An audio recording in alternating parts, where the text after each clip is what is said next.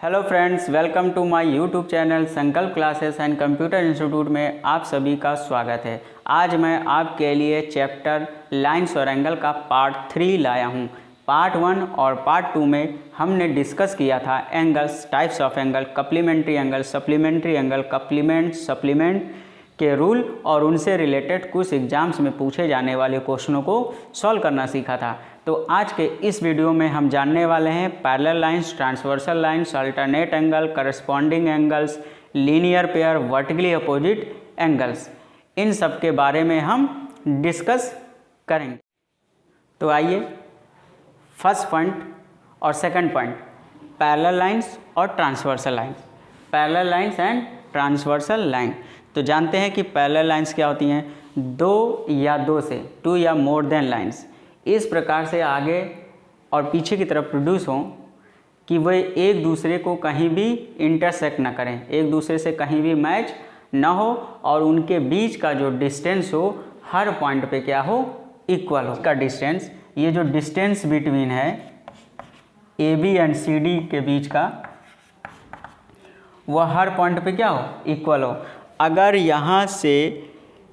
यहाँ से यहाँ तक का डिस्टेंस 10 मीटर है तो यहाँ से यहाँ तक भी क्या हो, 10 मीटर हो, और यहाँ से यहाँ तक भी क्या हो, 10 मीटर हो। तो ऐसी लाइंस को हम लोग क्या कहते हैं, पैरेलल लाइंस कहते हैं।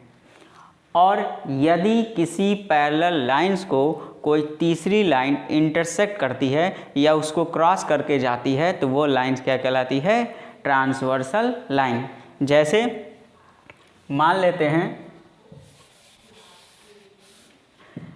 लेते हैं कि ए बी और सी डी एक पैरेलल लाइंस है और इसको एक थर्ड लाइन इंटरसेक्ट कर रही है।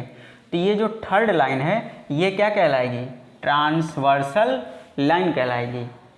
तो पैरेलल लाइंस को हम लोग डिनोट करते हैं ए बी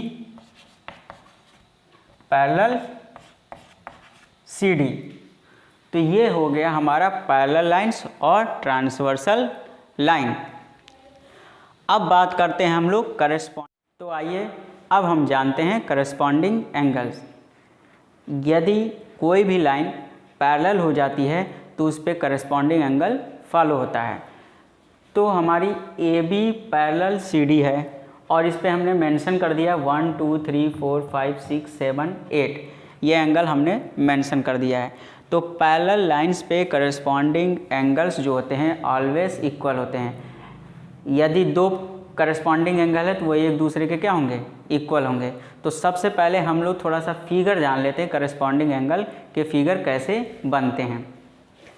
तो मान लेते हैं एक इस डायरेक्शन में है तो दूसरा इसी डायरेक्शन में होना चाहिए, एक इस डायरेक्शन में है तो दूसरा भी इसी डायरेक्शन में है। यदि डाउन है तो दूसरा भी डाउन हो, ऐसे। ये एंगल इक्वल होगा इस एंगल के, ये एंगल इक्वल होगा इस एंगल के, ये एंगल इक्वल होगा इस एंगल के, ये एंगल होगा इक्वल इस एंगल के। तो ये फिगर हो गए जो एक नॉर्मली हमने आपको समझाया। वो इसमें हम देखते हैं कि ये कौन से हैं।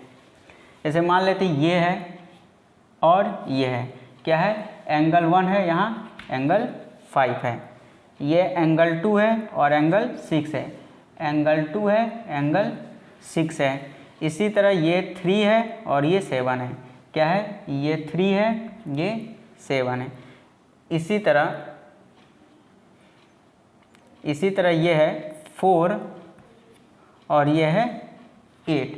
ये फिगर में हमने इसको थोड़ा सा आपको कट करके बताया, यानी इसको हमने शॉर्ट करके आपको ये फिगर बता दिया कि इस फिगर में आपको पहचानने में दिक्कत ना हो। तो एंगल 1 इक्वल टू एंगल 5, क्या लिखेंगे,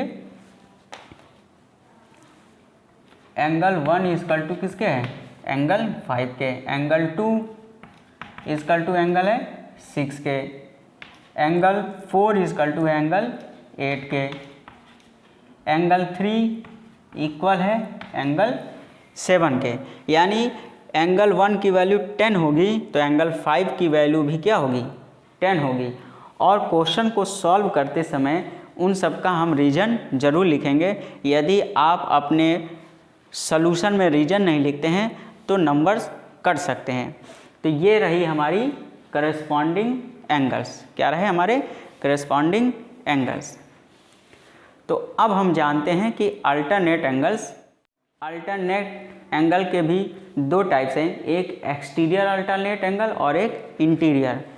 इंटीरियर जो पैरेलल लाइंस के अंदर बनेगा, एक्सटीरियर जो पैरेलल लाइंस के बाहर बनेगा। तो हम इसको फिगर के थ्रू समझ लेते हैं। एक एंगल ऐसे है, ऐसे ऐसे ऐसे, तो ये हो गए हमारे अल्टरनेट एंगल्स। तो इस तरह से हमारा क्या बनेगा, अल्टरनेट एंगल। तो इस फिगर में हम लोग देख लेते हैं कि अल्टरनेट एंगल कौन से हैं। तो देखिए यहाँ पे एक है 3 और एक है 5, इधर है 3 और इधर है 5, 3 5, एक इधर है और एक इधर है 4 6, क्या है 4 6। ये एक दूसरे के अल्टरनेट एंगल्स है, एक दूसरे के अल्टर है, इसलिए इसको हम लोग अल्टरनेट एंगल बोले हैं। और अल्टरनेट एंगल भी क्या होते हैं, एक दूसरे के इक्वल होते हैं। तो मान ले, तो ये है अल्टरनेट एंगल के फिगर। तो हम इसमें समझ लेते हैं कि अल्टरनेट एंगल कौन से हैं। तो देखिए यहाँ पर 3 और 5 है, क्या है 3 = 5 है, 4 और 6, 4 और 6, 1 और 2 सॉरी 1 and 7, 2 and 8। ये क्या हो गए, एक दूसरे के अल्टर हैं, इसलिए इसको हम लोग अल्टरनेट एंगल बोलते हैं। अब जान लेते हैं कि एक्सटीरियर कौन से हैं और इंटीरियर कौन है। तो एक्सटीरियर समझ लीजिए, देखिए 2 और 8 बाहर हैं, लाइन के क्या हैं, बाहर हैं। ये इधर है और ये इधर है, ये इधर और ये इधर है, तो ये दोनों बाहर है, तो इसलिए ये हो गया एक्सटीरियर। Exterior alternate angle. ये दोनों पैरेलल लाइंस के अंदर है, 3 5 4 6, ये पैरेलल लाइंस के अंदर है, तो इंटीरियर अल्टरनेट एंगल्स। तो ये रहा हमारा एक पैरेलल लाइंस पे इंटीरियर और एक्सटीरियर अल्टरनेट एंगल्स। तो अब हम जानते हैं कि वर्टिकली अपोजिट एंगल्स और लीनियर पेयर के बारे में। अब जानते हैं हम लोग वर्टिकली अपोजिट और लीनियर पेयर।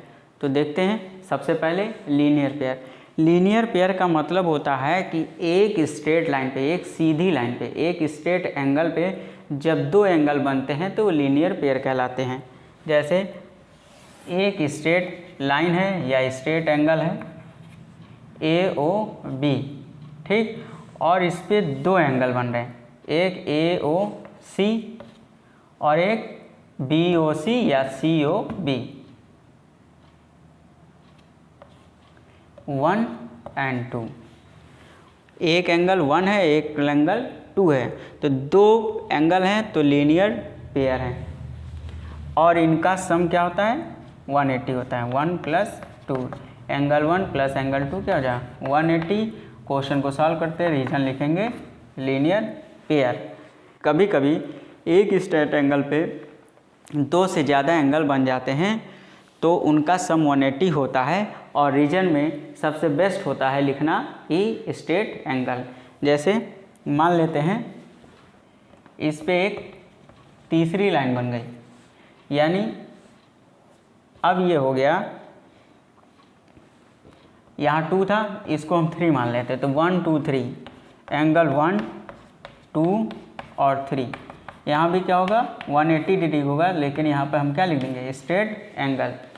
जब दो एंगल बनेंगे 1 AOC COB, जब दो एंगल बनेंगे तो लीनियर पेयर बेस्ट रीजन है। दो से ज़्यादा बन जाएंगे जैसे AOC COD DOB, तो बेस्ट रीजन होगा स्ट्रेट एंगल। यदि लिखना भूल जाते हैं और दोनों में से कोई एक भी लिख देते हैं तो सही माना जाएगा। अब बात करते हैं हम लोग वर्टिकली अपोजिट एंगल की। तो वर्टिकली अपोजिट एंगल होता है जब दो लाइनें एक दूसरे को क्रॉस करें, जैसे कैंची सीजर की तरह। जैसे एक लाइन है A और एक लाइन है B, एक लाइन है C और एक लाइन है D, और एक दूसरे को किसी एक इनिशियल पॉइंट O पे इंटरसेक्ट कर रहे हैं, और इनके फ्रंट आमने सामने के फ्रंट जैसे ये और ये, मान लेते ये 1 है और ये 2, तो एंगल 1 एंगल 2 के इक्वल होगा बिकॉज वर्टिकली अपोजिट एंगल।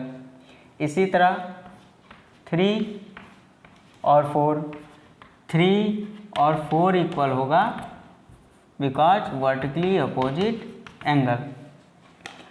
तो ये रहे हमारे वर्टिकली और लीनियर पेयर। तो आज के इस वीडियो में मैंने आपको parallel lines, transversal, corresponding, alternate, vertically opposite angle के बारे में बताया। नेक्स्ट वीडियो में मैं आपको इससे रिलेटेड टेस्ट या एग्ज़ाम में पूछे जाने वाले क्वेश्चंस बताऊंगा।